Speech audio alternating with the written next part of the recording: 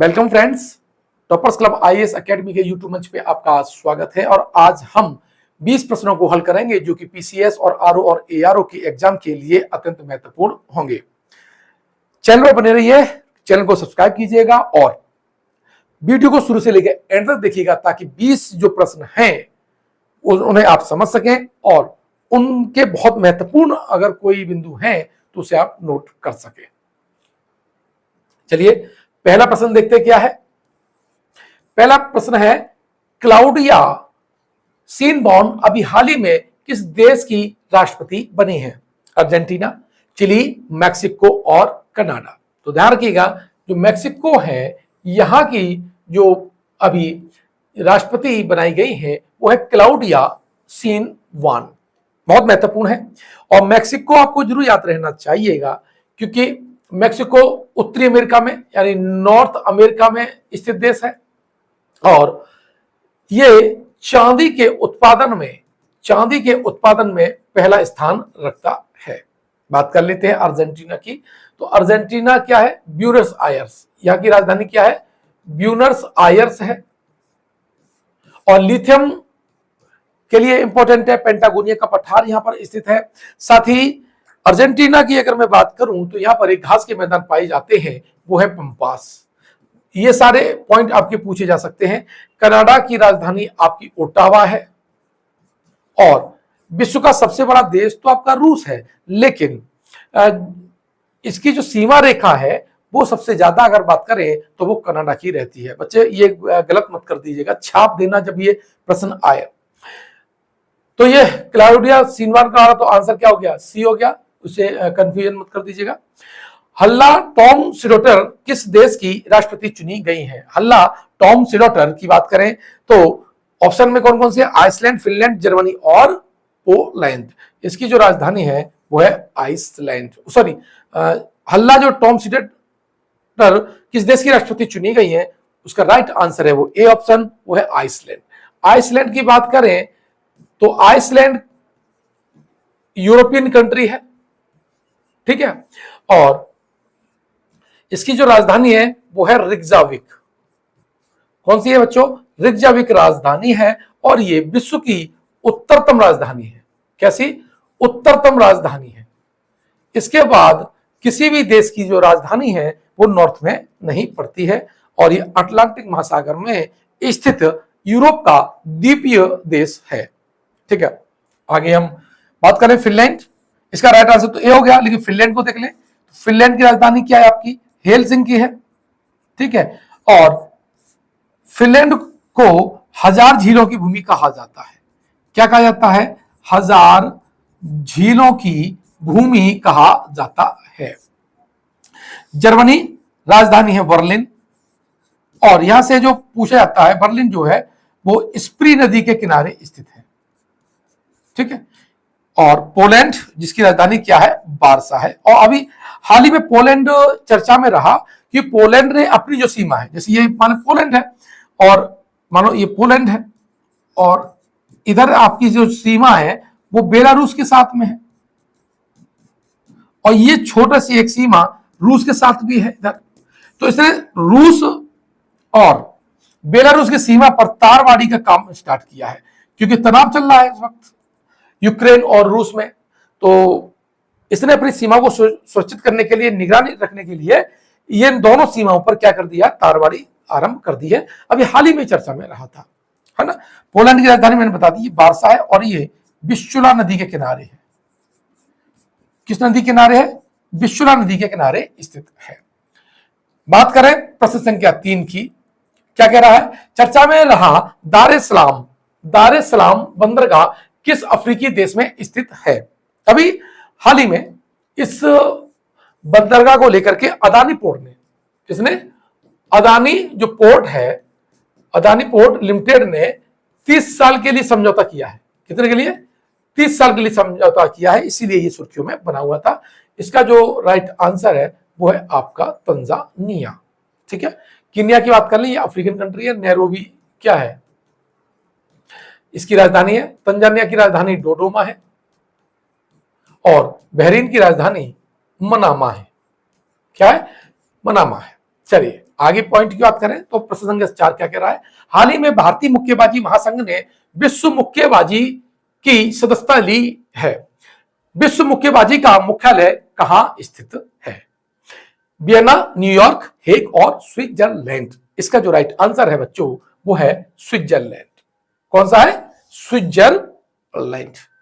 हमारा जो प्रश्न है वो है 2 जून को किस राज्य का स्थापना दिवस मनाया जाता है? तेलंगाना, आंध्र प्रदेश, महाराष्ट्र और केरल बात कर रहे हैं, ठीक है। तो इसका जो राइट आंसर है बच्चों वो है तेलंगाना। 2 जून आपको और 2014 को तेलंगाना को बनाया गया था, आंध्र प्रदेश से काट करके इसे बनाया गया था। और एक बार बता दूं आपको, यह ऑप्शन बी में जो आंध्र प्रदेश दे रखा है बच्चों, 1953 में यह भाषा के आधार पर, कब? भाषा के आधार पर यह बना पहला राज्य था, भाषा के आधार पर, ठीक है। अब महाराष्ट्र की हम बात कर लेते हैं। तो महाराष्ट्र क्या है? देखिए, बंबई पहले आपने सुना होगा, बंबई पहले प्रांत था और बंबई को 2 भागों में बांट दिया गया 1960 में। और इससे क्या बना, जो गुजराती भाग गुजराती भाषा का था तो उससे बना गुजरात, और जो मराठी था, है ना, उससे क्या बना? महाराष्ट्र। आई थिंक ये बात आप समझ लिए होंगे। 1960 में ये अस्तित्व में आते हैं। केरल आप जानते ही हैं, केरल जिसकी जहां पर मानसून सबसे पहले एंटर भी करता है। और केरल से जो प्रश्न सबसे ज्यादा आता है वो आता है साइलेंट वैली का। साइलेंट वैली जहां पर भारत की सबसे ज्यादा बायोडाइवर्सिटी यानी जैव विविधता स्थित है यहां से।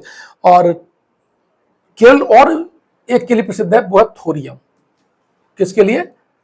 थोरियम के लिए। थोरियम रेडियो एक्टिव पदार्थ है और वो मोनोजाइट आइस के रूप में हमारे केरल के तट पर बालू में ये पाया जाता है। और इसके मामले में यानी थोरियम के उत्पादन के मामले में केरल भारत में नंबर 1 है। और थोरियम के मामले में ही जो इंडिया है वो नंबर 1 है। तो यहां से ये प्रश्न पूछे जा सकते हैं।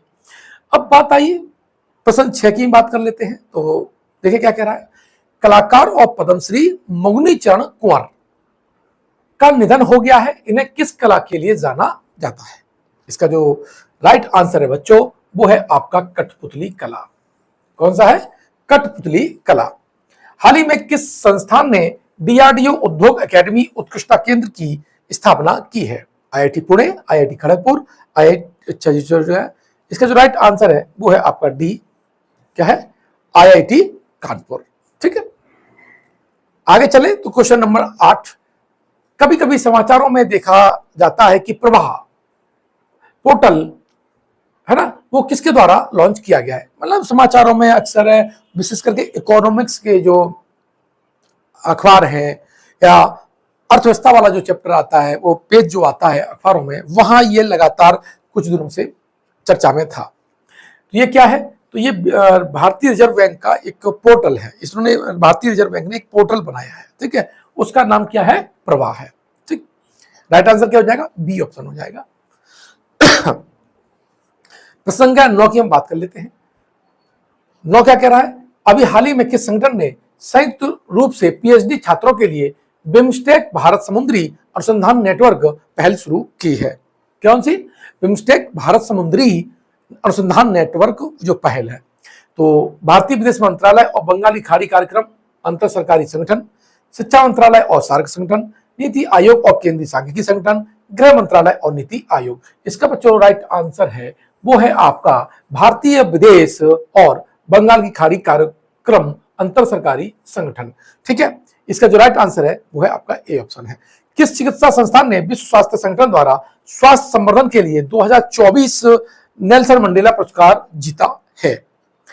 तो इसके लिए जो राइट आंसर है वो ए ऑप्शन है, वो है निमहंस, मतलब national institute of mental health and neuro sciences, जो कहां पर है? बेंगलुरु है, बेंगलुरु में है। ये इस तरह से ही पूछा जा सकता है, इसकी फुल फॉर्म भी पूछी जाती है और ये कहां स्थित है ये भी पूछा जाता है, ठीक है। तो ये आप दोनों को अच्छी तरह से नोट कर लीजिएगा। मुझे लगता है कि यहां से प्रश्न पूछा जा सकता है। 5 स्टार रेटिंग मानिए मेरी तरफ से। प्रश्न संख्या 11 की बात करें तो अभी राष्ट्रीय सांख्यिकी संगठन के अंतिम अनुमान के अनुसार 2023 और 24 में भारतीय अर्थव्यवस्था की विकास दर क्या थी। जब ऐसे डेटा आते हैं तो आपको मेंस के लिए भी इंपॉर्टेंट होते हैं, निबंध के लिए भी इंपॉर्टेंट होते हैं, और जीएस में जो आपका इकोनॉमिक सेक्शन है वो तो आपको ये डेटा पर ही आधारित रहता है, और करंट की डेटा आपको जरूर याद रहने चाहिए। इसका जो राइट आंसर है वो है बी ऑप्शन 8.2। ठीक है, प्रश्न संख्या 12 की तरफ चलते हैं तो देखते हैं क्या कह रहा है कि निम्नलिखित किस देश ने अनुवांशिक रूप से संशोधित यानी जेनेटिकली मॉडिफाइड फसलें गोल्डन राइस और बीटी बैगन की व्यावसायिक खेती के लिए दिए गए परमिट को रद्द कर दिया है। इंडोनेशिया, फिलीपींस, क्यूबा और मैक्सिको। तो इसका जो राइट आंसर है वो है बच्चों फिलीपींस है। ठीक है, इंडोनेशिया आप जानते हैं, इंडोनेशिया जिसकी राजधानी जकार्ता है। ठीक है, फिलीपींस जानते हो, मनीला इसकी राजधानी है, और यहीं पर अंतरराष्ट्रीय चावल अनुसंधान केंद्र भी स्थित है, और अंतरराष्ट्रीय मत्स्य यानी फिशरीज रिसर्च इंस्टीट्यूट भी यहां पर स्थित है। कहां पर? फिलीपींस में। क्यूबा की जानते हैं, अब ये क्यूबा की राजधानी हवाना है, नॉर्थ अमेरिका का कंट्री है ये, और क्यूबा सिगार के लिए प्रसिद्ध है। किसके लिए? सिगार के लिए प्रसिद्ध है। मैक्सिको ये भी नॉर्थ का अमेरिका का है, ये चांदी के लिए प्रसिद्ध है। किसके लिए? चांदी के लिए प्रसिद्ध है। और सबसे पहले हरित क्रांति जो हुई है वो कहाँ हुई है? वो हरित क्रांति आपकी मैक्सिको में हुई है। तो बच्चों ये सारे के सारे पॉइंट जब आप एक साथ पढ़ते हैं, एक कनेक्टिविटी करके प्रश्न को अपने नोट्स में एंटर करते हैं, इनपुट करते हैं, तब आपका जो नोट्स है वो बहुत कम पेज पर ज्यादा मैटर एक साथ रख लेता है, और इस तरह से आपको माइंड को ट्रेन कर लेंगे, ब्रेन को अगर ट्रेन कर लेंगे तो आपकी डायमेंशन काफी अच्छी मजबूत हो जाती है। चलिए बात करें 13 प्रश्न नंबर 13 की। निम्नलिखित में से कौन सा कथन सत्य है? कबांगो जाम्बेजी ट्रांस फ्रंटियर संरक्षण क्षेत्र के लिए वर्ष 2024 का राष्ट्राध्यक्ष शिखर सम्मेलन लिविंगस्टोन जाम्बिया में हुआ। मोस्ट इंपोर्टेंट प्रश्न है, ये टॉपिक काफी चर्चा में है। ठीक है, कहां हुआ? लिविंगस्टोन जाम्बिया में हुआ है, ये तो कथन सही है। काजा टीएफसीए 5 दक्षिणी अफ्रीकी देशों अर्थात अंगोला, बोत्सवाना, नामीबिया, जाम्बिया और जिम्बाब्वे के ओकाबांगो और जाम्बेजी नदी घाटियों तक फैला हुआ है। वेरी गुड, चीज सही है। ओकाबांगो और जाम्बेजी नदी घाटियों तक ये जो क्षेत्र है वो आपका फैला हुआ है। काजा की लगभग 70% भूमि संरक्षण के अधीन है। ये तीनों के तीनों पॉइंट बच्चों क्या है? आपके सही हैं। तो इसका जो राइट आंसर हो जाएगा ये आपका हो जाएगा डी। ठीक है, वायरस के मामले में निम्नलिखित कथनों पर विचार कीजिए। अब ये द हिंदू में और अखबारों में वायरस को लेकर के फिर नई न्यूज आई है। ठीक है, तो इसको हम अपने जो नोट्स हैं उसमें जरूर शामिल करेंगे। क्या कह रहा है? वायरस स्वतंत्र रूप से प्रतिकृति बनाने में असमर्थ होता है। इसे अपनी अधिक प्रतियां बनाने के लिए मेजबान कोशिकाओं को संक्रमित करने की आवश्यकता होती है। हम जानते हैं जो वायरस क्या है वो सजीव और निर्जीव के बीच की कड़ी है। ठीक है, इसे क्रिस्टल फॉर्म में भी रखा जा सकता है, लेकिन जब ये अपना प्रजनन तब करता है जब इसे लिविंग सेल्स मिलती है, यानी जीवित कोशिका मिलती है। जैसे ही जीवित कोशिका मिलती है ये अपना प्रोडक्शन, अपना जो प्रजनन है वो भी स्टार्ट कर देता है। तो बिना जीवित सेल के ये क्या है? एक क्रिस्टल है, एक तरह से निर्जीव हो जाता है। इसीलिए ये इसे सजीव और निर्जीव के बीच की कड़ी कहा जाता है। तो ये तो पॉइंट आपका सही हो गया। यह केवल डिऑक्सी राइबो न्यूक्लिक एसिड यानी डीएनए से बने होते हैं। नहीं, ये गलत है। यह डीएनए और आरएनए दोनों से मिलकर के बनी होती है। वे मानव शरीर में मौजूद कोशिकाओं की तुलना में 100 से 1000 गुना छोटे होते हैं। यह भी कथन आपका सही है। तो कुल मिलाकर के पहला और तीसरा कथन आपका सही है। उपर्युक्त कथनों में से कितने कथन सही हैं? तो इसमें 2 कथन सही हैं, तो राइट आंसर हमारा क्या हो जाएगा? केवल 2। ठीक है, प्रश्न संख्या 15 पे जाने से पहले मैं आपसे एक निवेदन करना चाहता हूं कि अगर आप हमारे इस चैनल को देख रहे हैं तो इसे सब्सक्राइब जरूर कर लीजिएगा। अगर आपको वीडियो अच्छा लगता है, इसका मैटर अच्छा लगता है, कंटेंट अच्छा लग रहा है, तो कमेंट भी कर सकते हैं और अपने मित्रों को भी शेयर कर सकते हैं, इसमें कुछ जाता थोड़ा ही है। ठीक है, ये जो उंगली चलाइए और घंटी वाला बटन है वहां भी दबा दीजिएगा। अगर वीडियो अच्छा लगा है तो लाइक भी कर दीजिएगा, क्योंकि एक दूसरे को प्रसन्न रखने में अपना डोपामाइन तो बढ़ता ही है और ध्यान रखना एंटी एजिंग भी है। ठीक है, चलो प्रश्न संख्या 15, ज्वालामुखी के बारे में निम्नलिखित कथनों पर विचार कीजिए। यह पृथ्वी की पपड़ी में एक छिद्र है जिसके माध्यम से विस्फोट के दौरान लावा बाहर की ओर निकलता है। हम जानते हैं कि जो पृथ्वी की गर्भ में जो मैग्मा है, पिघली हुई धातुएं, अधातुएं सब हैं, तब ये जब बाहर विस्फोट के साथ आती हैं उसे ज्वालामुखी विस्फोट कहते हैं।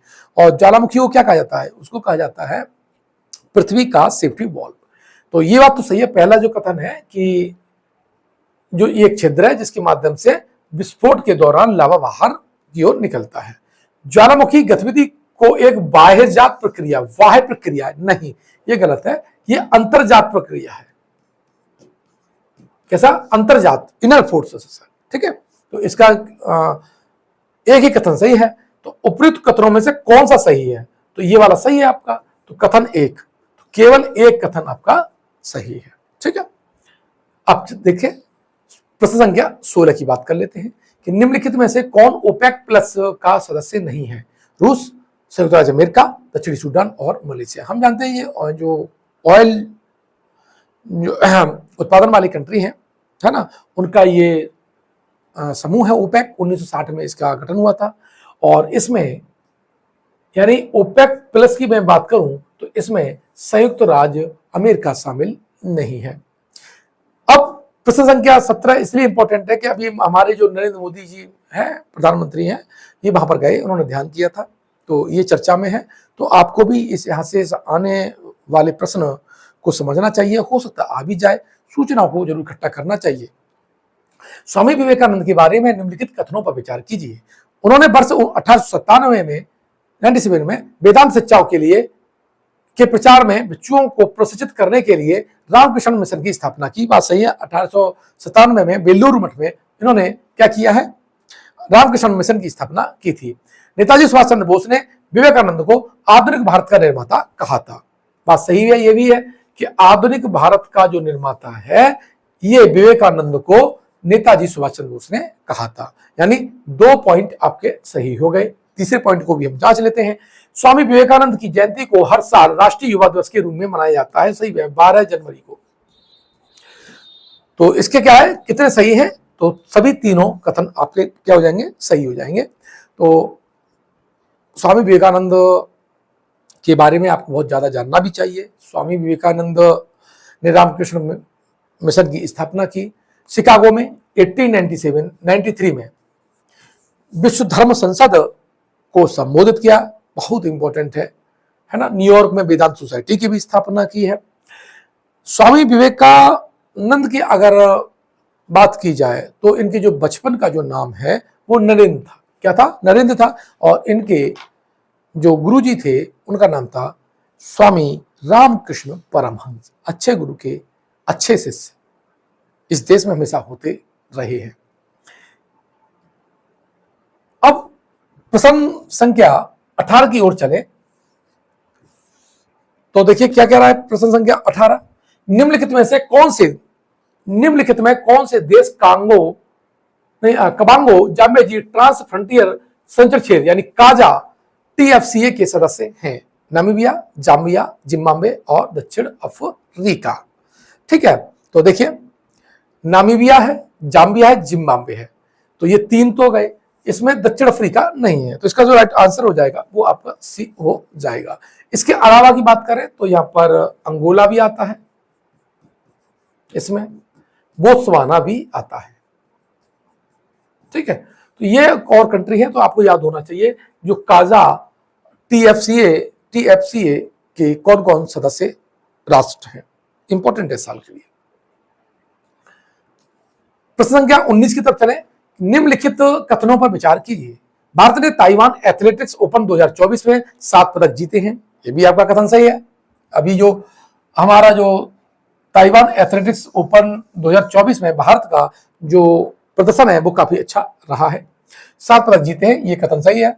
DP मनु ने भाला फेंक में, नैना जेम्स ने महिलाओं की लंबी कूद में, अंकित चौधरी ने स्वर्ण पदक जीता है। ये भी आपका सही है, स्वर्ण पदक 3 लोगों ने जीता, डीपी मनु, नैना जेम्स और अंकित चौधरी।